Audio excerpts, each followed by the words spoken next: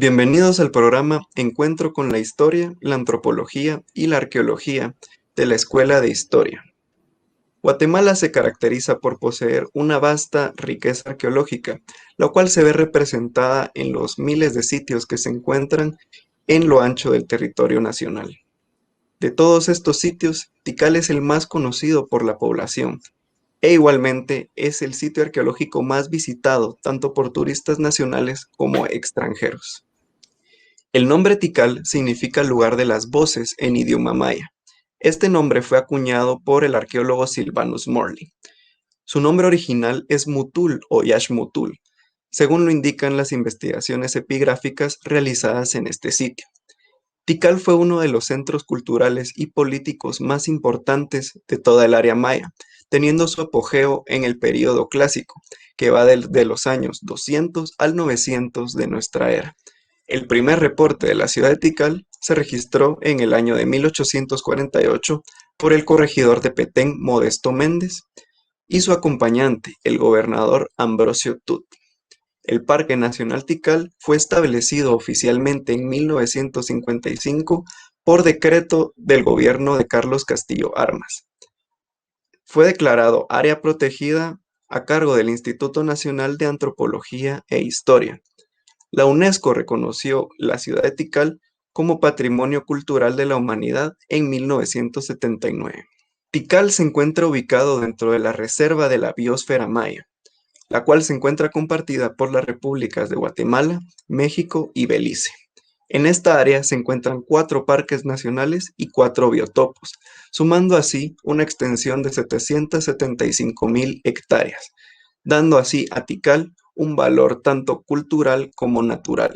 La película que presentamos a continuación nos habla de los trabajos de investigación y restauración realizados en Tikal, en especial en el Templo 1, conocido como el Gran Jaguar. La película fue realizada por Beth Newhouse, Isabel Juárez y Alfonso Porres, con el apoyo de la Agencia Española de Cooperación Internacional para el Desarrollo en 1997.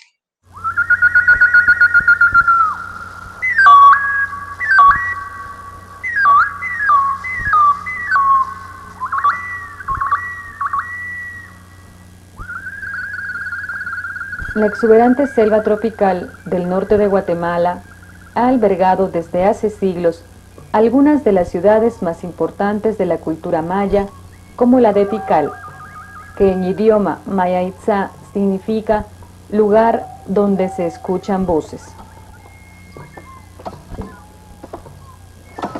Herederos de tan rica cultura, estos hombres extraen y elaboran la piedra tal y como se hacía en antaño, con diferencia de algunos instrumentos de metal que sustituyen los antiguos de pedernal. De la misma caliza, mediante calcinación, se obtenía la cal que era la base de la argamasa. Hoy en día, de las canteras se siguen obteniendo las piedras calizas destinadas a los sillares exteriores de los edificios en restauración.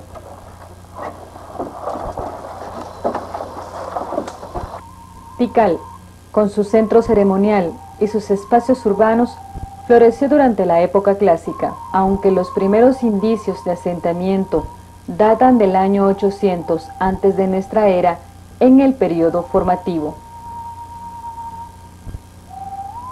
Sus templos pirámides están construidos sobre antiguos edificios clausurados que sirvieron de sustento a las sucesivas construcciones y que permanecen dentro del basamento.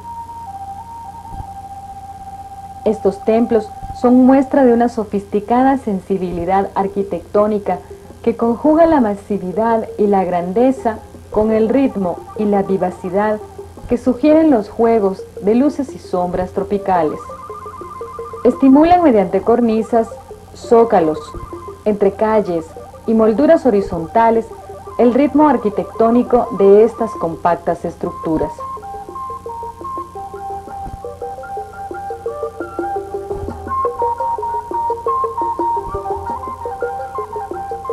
Los palacios, algunos con patios, edificios y cuartos abovedados, sirvieron como sedes residenciales y administrativas para las clases dominantes y se ordenan en complejas estructuras urbanas, ejemplos vivos de la arquitectura palaciega maya.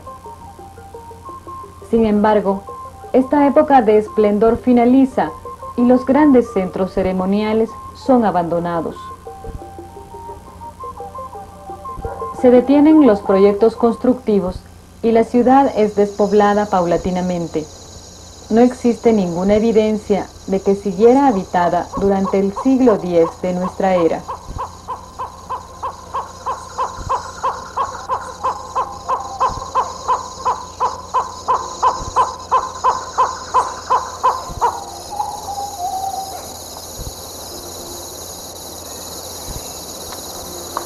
Poco a poco fue quedando oculta bajo el espeso manto del bosque tropical, aunque es muy posible que se haya convertido en un centro de veneración durante cierto tiempo. Pasaron los siglos hasta que la ciudad fue redescubierta en el año 1848 por el coronel Modesto Méndez, que expresaba así su asombro al encontrar Tikal. Tras ascender a un cerro de regular elevación, se descubrió en otra altura superior el primer palacio, cuya soberbia perspectiva no hubo uno solo de mis compañeros que no quisiera disfrutar. Modesto Méndez iba acompañado, entre otros, del artista Eusebio Lara, que dejaría la primera noticia gráfica de Tikal, por ejemplo, del dintel 3 del templo 1. Después de la expedición de Méndez, hubo algunos destrozos y saqueos. Por eso es muy posible que los fragmentos del mismo dintel, actualmente en el Museo Británico y adquiridos en la ciudad de Flores en el año de 1875 por un viajero inglés, procedieran de estas actividades furtivas. Otros fragmentos, hoy en el Museo de Artes Populares de Basilea, fueron extraídos por el explorador suizo Gustave Bernoulli.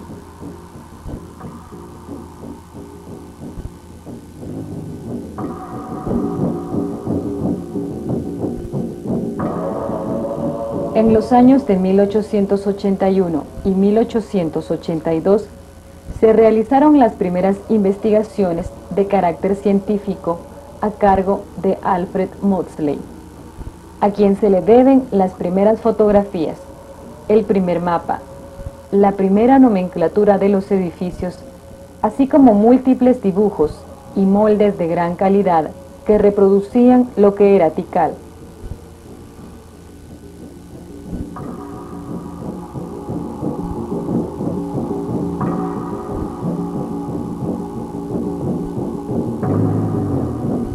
Trece años después, Theobald Mahler, un oficial del ejército austriaco procedente de México, cambia la nomenclatura hecha por Maudslay y realiza una descripción más detallada de los grandes edificios. En 1911, Alfred Tozer, de origen norteamericano, realiza un nuevo levantamiento topográfico denominando por primera vez al edificio principal de la Gran Plaza como Templo 1. Las últimas visitas de los primeros exploradores se realizaron en los años 20 bajo los auspicios de la institución Carnegie de Washington.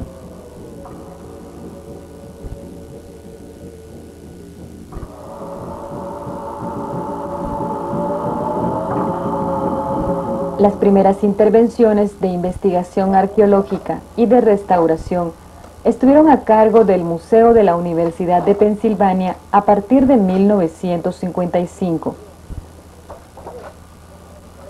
El doctor Edwin Shook impulsó el proyecto y dirigió los trabajos durante una década.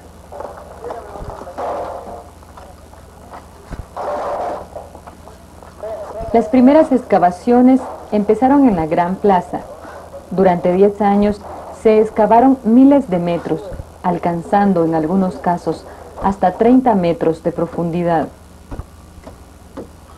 La imagen actual que presentan la Gran Plaza y las acrópolis norte y central se deben a estos trabajos. con una filosofía subyacente de dar al visitante una visión de corte romántico. Los trabajos son concluidos en 1969. 10 años más tarde, comienza el Proyecto Nacional Tikal, bajo la dirección del arqueólogo guatemalteco Juan Pedro Laporte, que terminó en 1984. Después, solo se realizaron labores de mantenimiento hasta llegar a los años 90. En esta época, la ciudad de Tikal se encontraba en el momento más frágil de su vida. Las piedras de sus estructuras habían perdido el estuco protector que los antiguos mayas utilizaban y estaban sometidas a una intensa meteorización. El deterioro sufrido por el Templo I durante 30 años motivó el acuerdo firmado en 1991 por los gobiernos de Guatemala y España para la restauración y conservación del Gran Jaguar. El director español del proyecto de restauración del Templo I, Gaspar Muñoz, explica. Tikal es un importante centro maya, patrimonio de la humanidad. La Agencia Española de Cooperación, desde su programa de preservación del patrimonio, está llevando unas actuaciones de protección del más valioso patrimonio arquitectónico y cultural de Iberoamérica. Tikal no podía ser una excepción y es uno de los sitios más importantes en donde se está realizando obras de restauración. El equipo de trabajo está conformado por gente, profesionales, especialistas guatemaltecos, coordinados desde el Instituto de Antropología e Historia y con unos experimentados trabajadores que durante muchos años están realizando esta labor de restauración. Es importante destacar que la aportación española en recursos, en medios y en estudios especiales sirve mucho para poder conseguir una labor más eficaz, pero que el trabajo directo y los profesionales que están trabajando en estos proyectos son gente formada ya aquí en Guatemala y con una gran experiencia en este campo.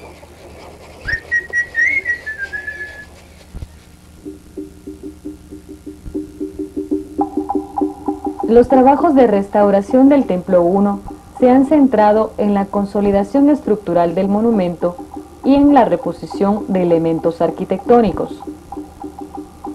Se restauraron todas las partes del edificio: base de sustentación, las fachadas, escalinata, templo superior y crestería.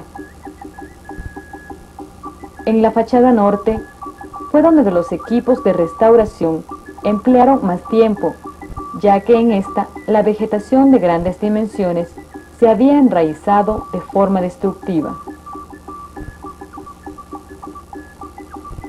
En el interior del templo superior se limpiaron y consolidaron los estucos seriamente dañados por animales y visitantes. Poco antes de la conclusión de los trabajos se encontró la estela 40, de la cual se hizo una réplica. El director guatemalteco del proyecto, Juan Antonio Valdés, explica su importancia. Nos sorprendimos de encontrar pues una estela de tal magnitud, con tanta belleza en cuanto a su esculpido. Vino a ser uno de los monumentos mejor esculpidos, mejor los jeroglíficos son bastante claros, las figuras que presenta en 3 de sus lados son excelentemente bien trabajadas. Al frente lleva esculpida la figura del gobernante de turno. Todos los gobernantes mandaban a hacer su retrato, digamos, y hacerse una especie de publicidad a través de los monumentos esculpidos. En este caso, el gobernante de turno se llama Canak y él mandó a hacer pues su representación, pero lo importante es que a los lados, tanto a la izquierda como a la derecha, él mandó a hacer la escultura de su padre y su abuelo. que habían sido dos grandes gobernantes de Tikal. La restauración del Gran Jaguar es un buen ejemplo del aporte de la cooperación española a la salvaguarda de la cultura de los pueblos de América. A partir del éxito logrado en los trabajos del Templo 1 o Templo de Gran Jaguar, estamos considerando ampliar el nuevo convenio hacia varios años al futuro. El primero en ser intervenido es el Templo 5 dentro de nuestros planes y esperamos que esto funcione tan bien como en el Templo 1.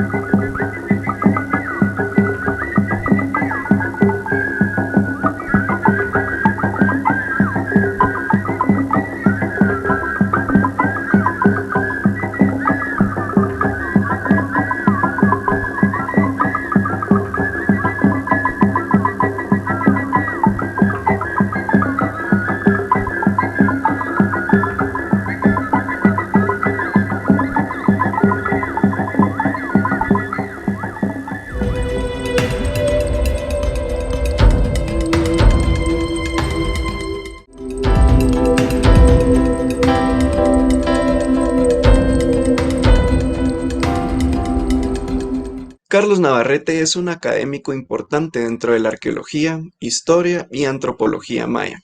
Nacido en Guatemala, Navarrete es arqueólogo por la Escuela Nacional de Antropología e Historia de México, maestro en Ciencias Antropológicas por la Universidad Nacional Autónoma de México y doctor honoris causa por la Universidad de San Carlos de Guatemala. Igualmente, es investigador de arqueología mesoamericana, investigador a tiempo completo en el Instituto de Investigaciones Antropológicas de la UNAM y miembro del Sistema Nacional de Investigadores de México. Carlos Navarrete es conocido por sus diferentes trabajos de investigación de campo y publicaciones relacionadas con arqueología y tradiciones populares en las tierras altas del área maya. Lleva a cabo investigaciones sobre la difusión del culto al Cristo Negro de Esquipulas en México y los países centro y sudamericanos. ¿Qué tal, amigas y amigos? Estamos en un nuevo programa de encuentro con la historia, la antropología y la arqueología.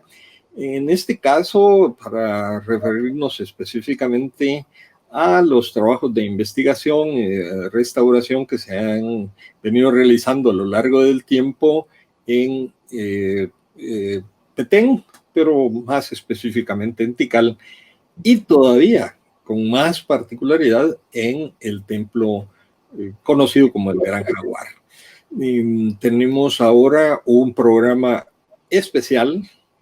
Tenemos un invitado de altos quilates y por tanto ahora no vamos a tener a dos invitados sino solo a uno, porque con los conocimientos, con la trayectoria, con toda esa sapiencia que tiene nuestro invitado, pues creemos que vamos a tener un programa que incluso nos va a quedar corto para el tiempo que vamos a disponer para conversar con él. Estoy hablando de Carlos Navarrete. Carlos Navarrete es guatemalteco de la generación de 1931, de esa generación fabulosa en donde algunos otros miembros, Jorge Mario García Laguardia, Roberto Díaz Castillo, cercanito a ellos está Tono Móvil y mucha gente realmente que ha aportado para la cultura guatemalteca y para el arte. Carlos Navarrete es arqueólogo, antropólogo, trabaja en la Universidad Nacional Autónoma de México, pero con amplios vínculos con la Universidad de San Carlos de Guatemala, de la cual es doctor honoris causa. Hablar de Carlos Navarrete pues nos llevaría muchísimo tiempo, pero él ha combinado el trabajo de arqueología con la antropología. En arqueología son muy conocidos los trabajos que ha realizado en el altiplano guatemalteco, el altiplano occidental guatemalteco, las rutas de comunicación, de comercio entre los Cuchumatanes y México. Ha desarrollado también su investigación en el sitio de Chincultic, cerca de los lagos de Montebello. Y en cuanto a la antropología, pues es muy conocido su trabajo sobre el Cristo Negro de Esquipulas a través principalmente de Centroamérica, pero ha llegado con su investigación hasta Sudamérica y, por supuesto, México. Habrá que también mencionar, y no es menos, que es Premio Nacional de Literatura. Así es que, Carlos, bienvenido a nuestro programa.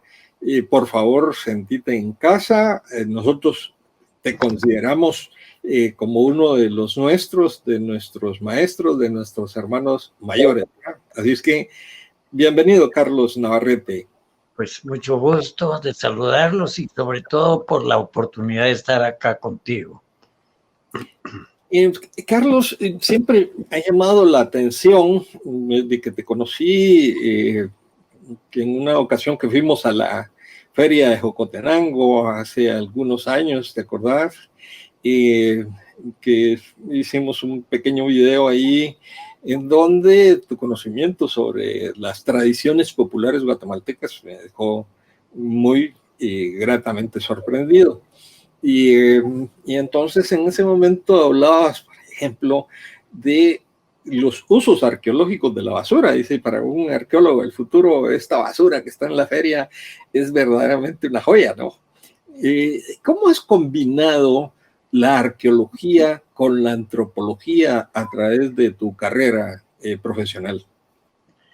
Bueno, yo entro a la Escuela de Antropología en 1952, que vengo de Guatemala a estudiar a México. Y era una escuela, se puede llamar cardenista, fundada en la época del general Cárdenas, quizá el momento más excelso, el gran momento de la Revolución Mexicana. Es cuando la reforma agraria, la expropiación petrolera, la nacionalización de los ferrocarriles, una gran época de nacionalismo. Y eso la escuela estaba inmersa dentro de ese mundo, de ese nacionalismo cultural mexicano. Es la época en que destaca la Escuela Mexicana de Cine, que conoces muy bien, con el Indio Fernández, Roberto Gabaldón como directores, Gabriel Figueroa, el gran camarógrafo, todo el cine mexicano, la danza, la Escuela Mexicana de Danza, Guillermina Bravo, José Limón, grandes figuras mundiales del movimiento dancístico, la Escuela Mexicana de Pintura, Diego Rivera, David Alfaro Siqueiros, Orozco, y generaciones nuevas como Chávez Morado o Gorman, en fin, la Escuela Mexicana de Pintura, la Escuela Mexicana de Música, Carlos Chávez, Silvestre Revueltas, por supuesto, en fin, y la Escuela Nacional de Antropología e Historia, ¿no? La Escuela Nacional de Antropología, que comprendía en ese tiempo varias especialidades: antropología física, lingüística, etnología y arqueología. Pero lo importante es que teníamos un tronco común. Durante un año se llevaban cursos generales. Entonces todos participamos de lingüística, de etnografía del viejo mundo, etnografía del nuevo mundo, arqueología general, en fin, toda una serie que te hacían ser arqueólogo o lingüista, pero básicamente antropólogo. Entonces, pues, decía uno de los grandes maestros mexicanos que lo conocí pláticas, pero ya no fue mi maestro, don Manuel Gamio. Siempre decía que para conocer al indígena contemporáneo había que conocer al histórico y el devenir de ellos mismos a través del tiempo, y al revés, para conocer al indígena muerto había que conocer profundamente al indígena vivo. Y a Pedro Armías, este sí fue gran maestro mío, igual que Eduardo Noguera, el ceramista en aquellos tiempos más importante de México, el maestro Marquina, el arquitecto Marquina, su clase de arquitectura prehispánica, hasta la fecha el gran libro que le llamamos La lápida Marquina por el grueso que tiene el libro, ¿verdad? Entonces los maestros pues lo inclinaban a uno hacia la parte viva también. Entonces pues fue una época en que me formé yo propiamente, conociendo pues a fondo, hasta donde se puede conocer a fondo estas cuestiones, lo que era la etnografía contemporánea mexicana, lo que era la lingüística. Y como volviendo al maestro Pedro Armías, decía que no me venga un arqueólogo a describir el mercado de Teotihuacán en el año 600, 700, si no me puede describir un mercado contemporáneo. Esa creo que es la liga por la cual pues me incliné por estas cosas. Digamos, entre los cursos que llevábamos, ya no son cursos que se lleven en la escuela de antropología, ya se especializó mucho la profesión, pero llevamos, por ejemplo, arte popular mexicano, visitábamos los talleres de los artesanos, los que hacían los judas, el que hacía los alebrijes, fuimos por lo menos a 5 talleres de la República donde se hace la cerámica regional. Fuimos a ver a Patamban, a ver las lacas, en fin, recorrimos, pues se recorría la República en los cursos, la parte viva de los cursos que se daban en la escuela. Llevamos arte colonial, entonces eso nos puso enfrente, pues todo el arte religioso lo daba Francisco de la Maza, y arte indígena que daba nada menos que un hombre múltiple, muy amigo, por cierto, de un guatemalteco con el que colaboró mucho, Carlos Mérida. El maestro Covarrubias era director de la Academia de la Danza, al mismo tiempo uno de los pintores mayores de México, y también etnógrafo. Había trabajado en las Islas Bali, donde había hecho el libro que se considera más importante sobre las danzas balinesas es el de Miguel Covarrubias. Había trabajado en todo el aspecto cultural del Istmo de Tehuantepec, arte indígena. Entonces estos pues fueron mis maestros y los que me permitieron incluso en época de crisis arqueológica poder trabajar otras cosas.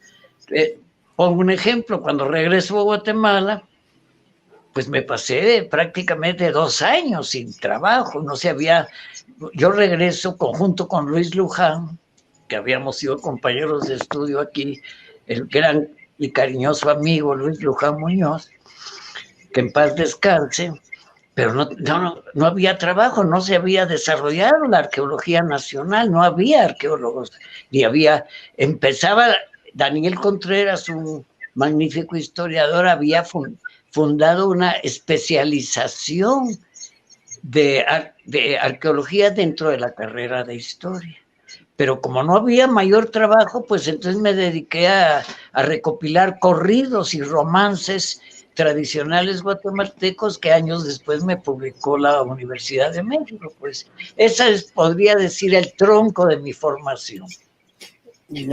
Sí, en realidad esa tu versatilidad para abordar los diferentes temas. Hoy he dejado el tintero, por ejemplo, tu investigación sobre Gómez Carrillo, que te ha llevado frecuentemente a estudiar en la Argentina, en fin, ¿no? Es decir, esa amplia gama de saberes, ¿no? Bueno, te voy a decir una cosa, no es solo la formación mexicana. La generación nuestra todavía le tocó la última etapa del bachillerato de la época de don Jorge Ubico.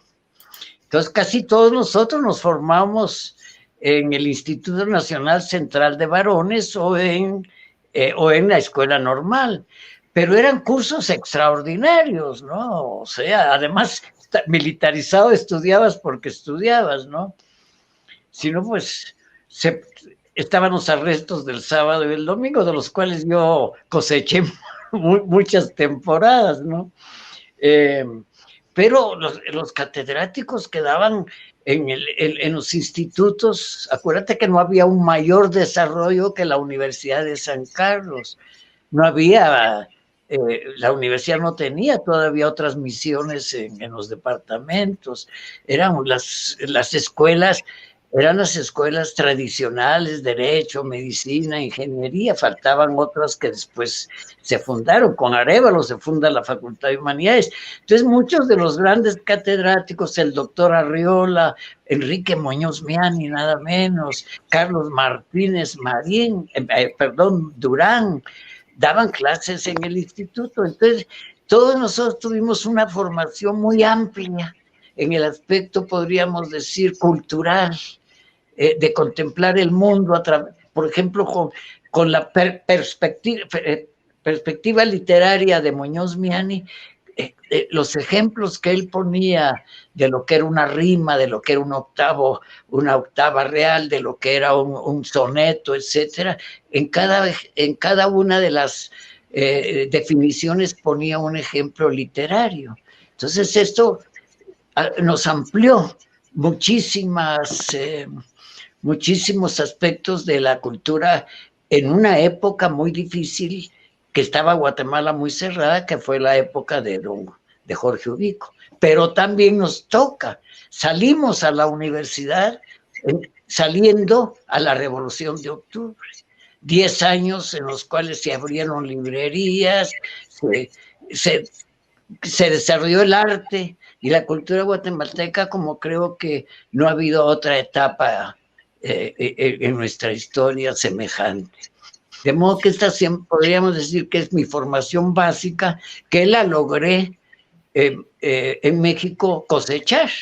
Por ejemplo, después del curso de perspectiva literaria que teníamos en el instituto, cuando tomé el curso de arte popular mexicano y entramos a conocer el corrido mexicano, esa parte, pues para mí fue muy fácil, porque ya traía yo el sistema que había aprendido en el instituto de cómo medir los versos, qué tipo de verso era, a qué género pertenecía. Todo eso pues es parte de una formación vieja, pues.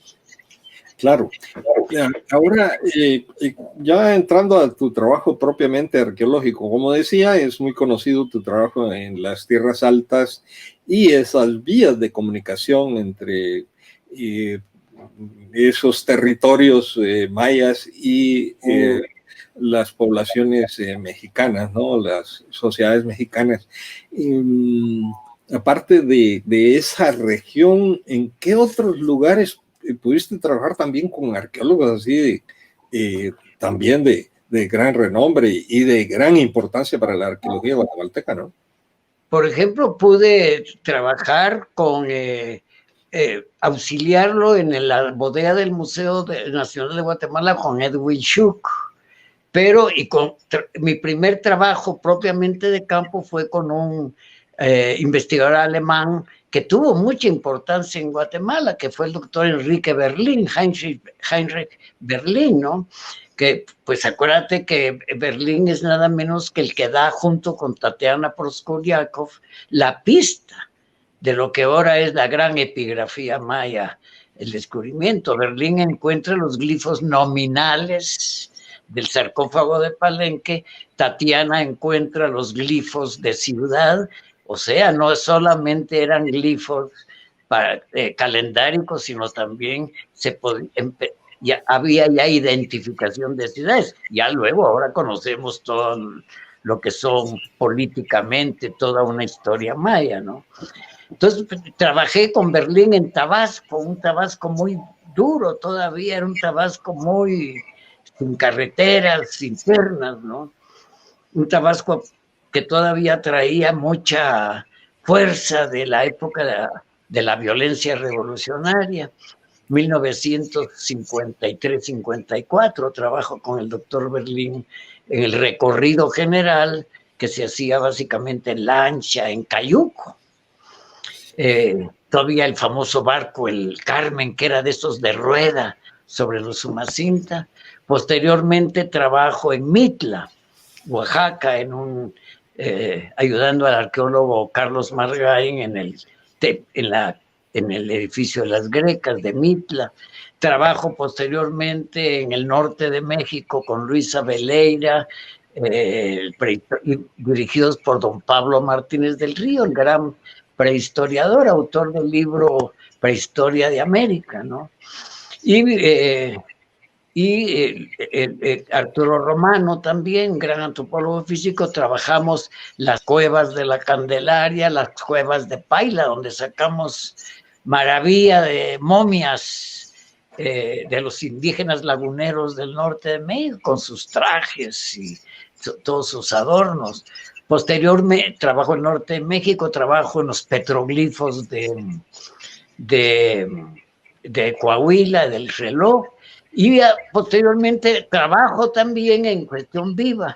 Acompaño al maestro Alfonso Villarrojas, gran maísta, pero que estaba trabajando en esta zona del occidente de México, y a Alfonso Sotasorio a buscar material en 1956 para la primer exposición de arte Cora Huichol que se pone en México. Recorrimos toda la sierra Cora Huichol. Los huicholes es la región del peyote, la región de las visiones que conocieron Huxley, que conoció D.H. Lawrence, que conocieron Antonin Artaud, ¿verdad? Una región verdaderamente maravillosa. Luego trabajo en El Salvador por Chalchuapa, y finalmente pues los Cuchumatanes y Chiapas, que he trabajado desde la arqueología de la costa de Chiapas, de la parte alta, desde 1958. Y me quedé en Chiapas trabajando, y hasta la fecha trabajo, porque la arqueología de Chiapas es prácticamente la misma arqueología que de Guatemala, ¿no? Entonces me siento en mi ambiente. Es decir, con Chiapas, sobre todo en la parte en que yo trabajo, pues ahí hay un flujo migratorio muy interesante entre Chiapas y Guatemala, que es un reflejo contemporáneo del reflujo que existió en época colonial y en época prehispánica, ¿no?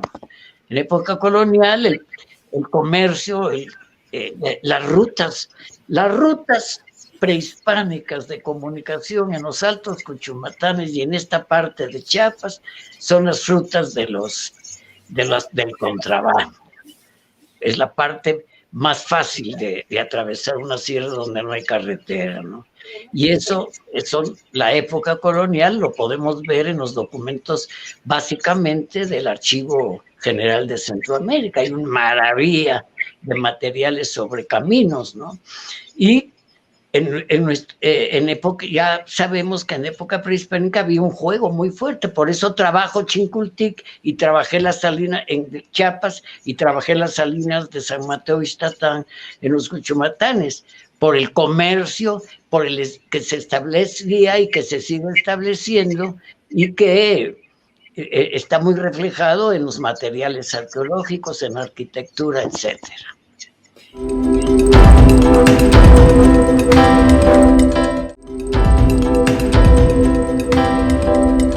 ¿Y ¿qué relación existe entre las tierras altas mayas y las tierras bajas del norte, por ejemplo?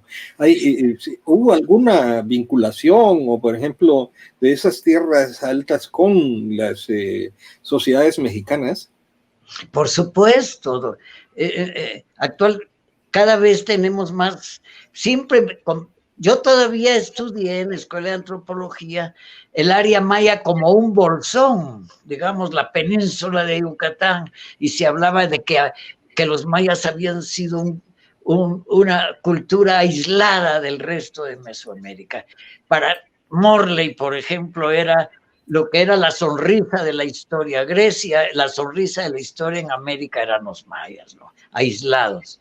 Y por este lado, el mundo mexicano, zapotecas, totonacas, teotihuacanos, gente de Tarascos, etcétera.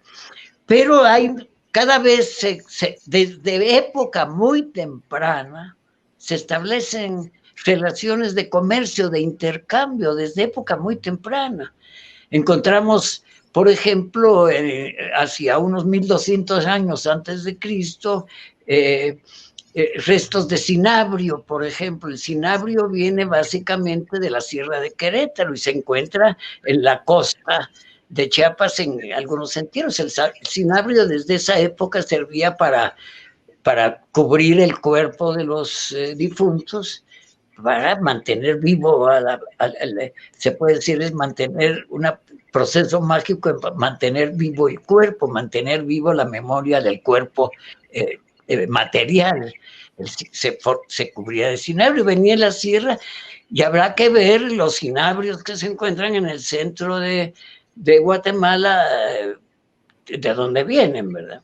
Tenemos, por ejemplo, relación teotihuacana con Tikal, muy fuerte, relación teotihuacana con Copán, hay hasta relaciones maritales, ¿no? En fin, cada vez vemos que hay que no eran, decimos, de tierras bajas para caracterizar toda una serie de rasgos materiales, pero y tierras altas, básicamente lo comprendemos desde la época de la caída del clásico, de la caída de Teotihuacán, de Caminal-Juyú hacia el año 800-900, ¿verdad? Y posteriormente tenemos a las culturas indígenas de las tierras altas de Guatemala, quichés, cachiqueles, utujiles, todos ellos, ¿verdad? Con sus centros ceremoniales. Pero siempre hubo relación Caminal-Juyú con las tierras bajas, por supuesto. Encontramos cerámica que se hace, que controló Teotihuacán. Cerámica se hace por Puebla, una cerámica que se llama Naranjado Delgado. Esos nombres aburridos que le ponemos los arqueólogos, tan aburridos como los virus, el nombre que le ponen los doctores a los virus, ¿verdad? Bien. Estos son los virus que hay que descifrar, que hay que borrar, que hay que estudiar de los arqueólogos. Bueno, material cerámico que se hace sobre la zona de Tehuacán en época clásica, o sea, de principios de la era cristiana al año 900, más o menos. En esa época, esa cerámica llega a Teotihuacán, o comerciantes teotihuacanos la transportan hasta Guatemala. Tenemos en el Museo de Guatemala ejemplos de vasijas, ejemplos de figuras antropomorfas hechas en esa cerámica de la mejor calidad. ¿De dónde provienen? Y va a Caminal-Juyú, en una fase que nosotros le llamamos la fase Esperanza, vienen controlado por Teotihuacán desde Puebla. De modo pues que las relaciones siempre fueron, ¿no? Desde época vuelvo a decir, muy temprana, ¿no? Ya cuando vemos la película El Gran Jaguar de Isabel Juárez y de Alfonso Porres, pues nos habla de Petén, de Tikal, de los primeros personajes que llegaron a Tikal y descubrieron Tikal, así se dice, ¿no? El descubrimiento de Tikal, Y luego, pues, los distintos arqueólogos, desde Mosley hasta llegar a la Carnegie y Pensilvania, y más recientemente, como la película lo muestra claramente, la Agencia de Cooperación Internacional Española.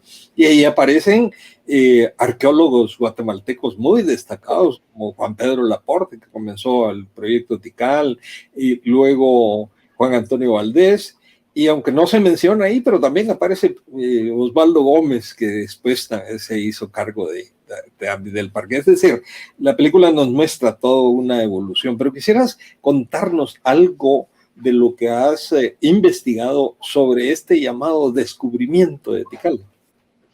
Bueno, fíjate que a veces los descubrimientos de los descubrimientos suelen ser hasta casuales.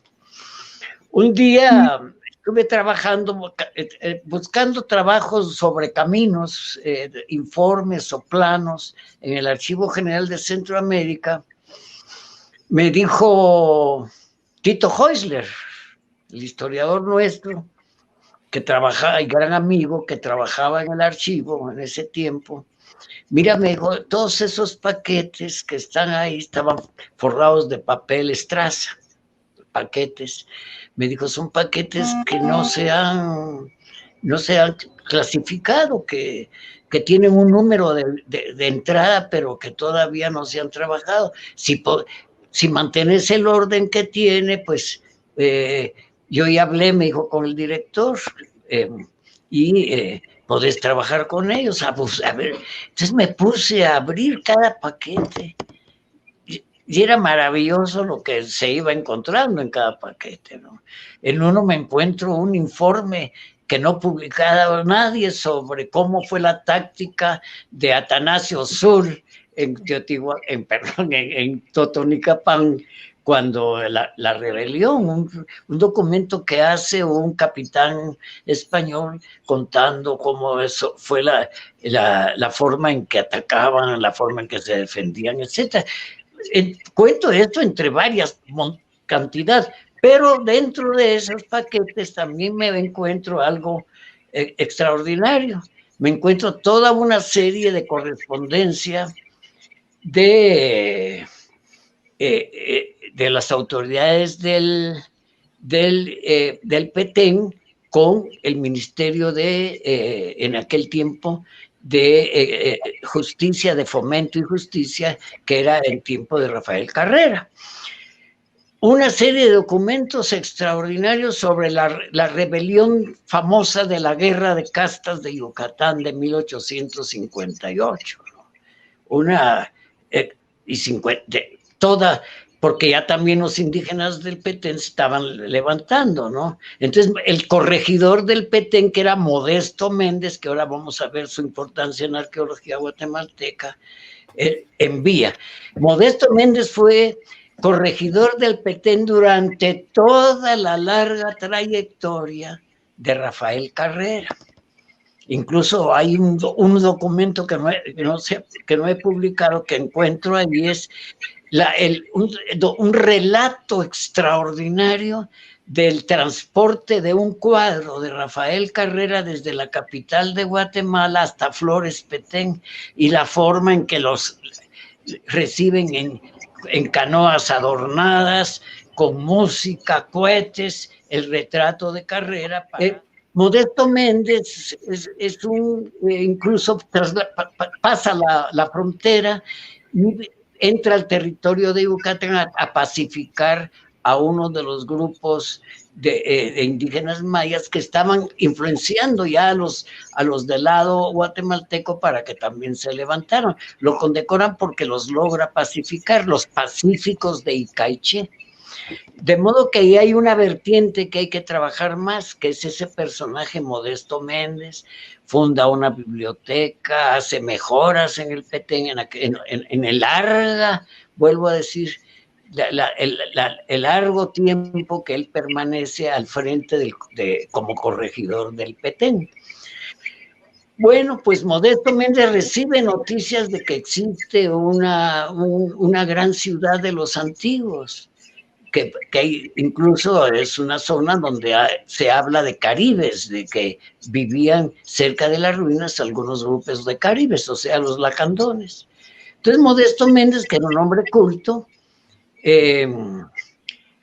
envía al gobernador en 1848, envía al gobernador indígena del Petén, que era Ambrosio Tut, lo envía a limpiar, a abrir, se puede decir, el sitio arqueológico, ¿no?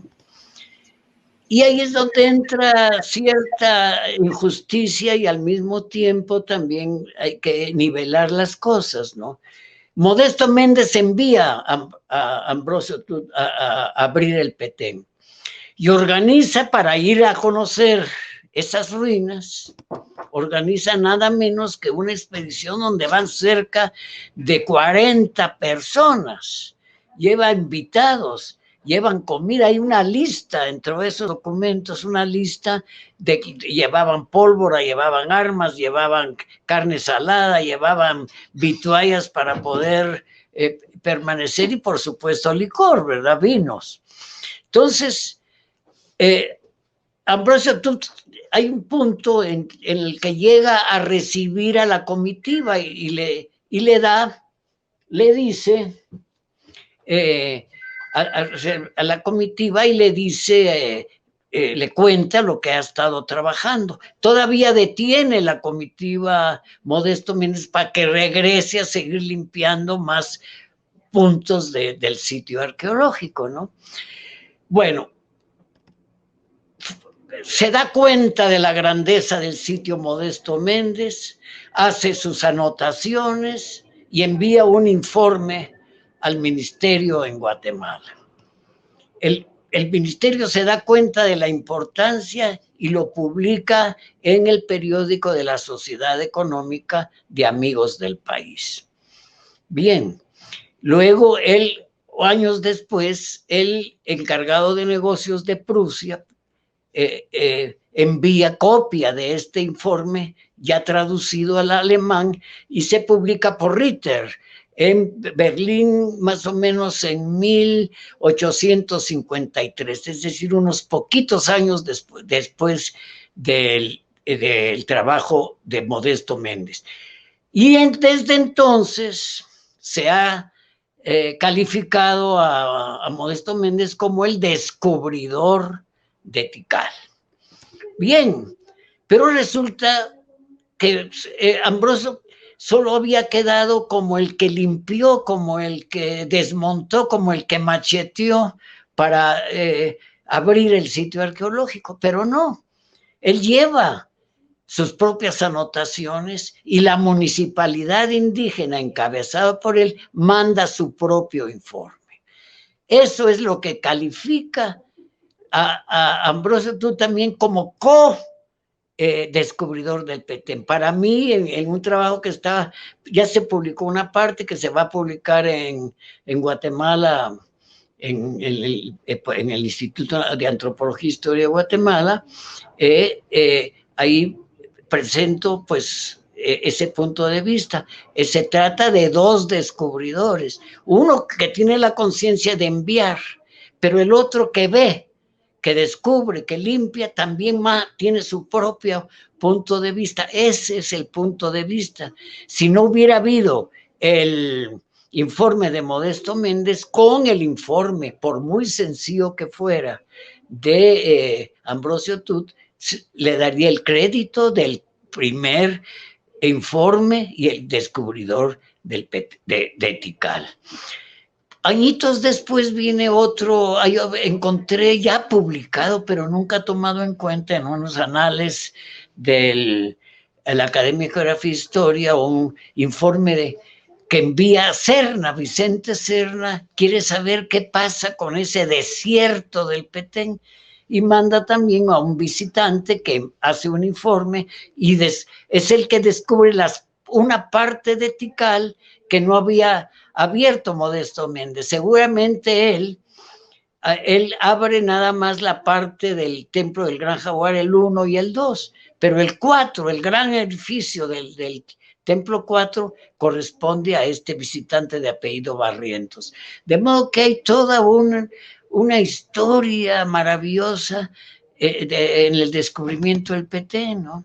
Del descubrimiento de Tikal, perdón. ¿Será que quedan restos en las partes que no se han limpiado de Tikal? ¿Quedarán restos de esa aldea de Lacandones? ¿Qué pasó porque en el informe del segundo se habla de unos dinteles que son trasladados, no los dinteles que años después se van a Basilea, sino unos dinteles sin labrar, pero que eran dinteles de madera que estuvieron en un museo que no logramos localizar qué museo podía haber existido en ese tiempo en Guatemala. Parece que se quedaron esos dinteles en la Secretaría esta de Justicia y Fomento. Tikal da para mucho, incluso las historias personales de los arqueólogos que trabajaron posteriormente ahí. La historia incluso de las limpiezas. Cuando Mosley manda a limpiar, en aquel tiempo cualquier viajero que llegara al Petit limpiaba el Gran Jaguar, ¿no? Y luego vino ya las labores. Es interesante cuando se hace la pista de aterrizaje. La pista de aterrizaje de Petén primero el gobierno de Guatemala en tiempo del coronel Arbenz limpia el Gran Jaguar y el Templo 2 y se hace una pista de aterrizaje y comienza entonces el visite Tikal. Se hace, incluso parece chiste, pero uno de los edificios más altos de la Guatemala ese tiempo del centro era donde estaba la embajada norteamericana, un edificio en la 12 calle y 8ª avenida detrás del correo. Decía el edificio Sánchez, me acuerdo porque decía la propaganda, Vicente Tikal, edificios más grandes que el edificio Sánchez, Y ahí hay toda una historia.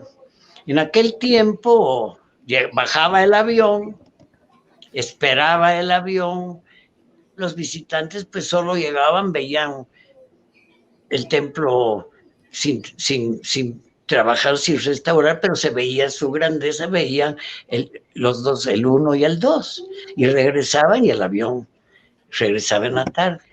En una ocasión solo hubo un viajero, un norteamericano, que le advirtieron, solo vaya, visite estos lugares y no se meta a la selva.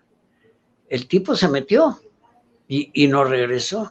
El avión se tuvo que regresar sin él y lo estuvieron buscando tiempo después. Aparece con su cámara, el esqueleto y todo bajo un árbol, ¿no? Se ve que murió de perdido, ¿verdad? En aquel lugar. Bueno, lo digo esto, que no tiene que ver nada con la cultura, para que se vea cómo los sitios arqueológicos, aparte de la historia que hay en ellos, tienen su propia historia individual, cada sitio, ¿no? Claro.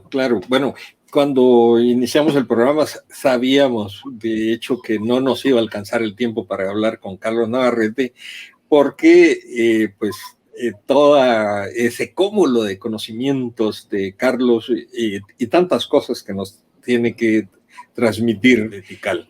Así es que, al agradecer a Carlos Navarrete el haber compartido con nosotros este espacio, también queremos agradecer a Fernando Vélez del Instituto de Investigaciones Históricas, Antropológicas y Arqueológicas de la Escuela de Historia, a Suarlin Córdoba, que en esta ocasión no nos pudo acompañar en la presentación, pero ya regresará precisamente de Petén, en donde está trabajando, y por supuesto a la productora del programa, Gabriela Grijalva.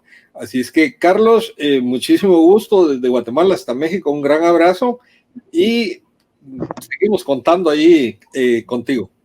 ¿Cómo no? Buenas noches.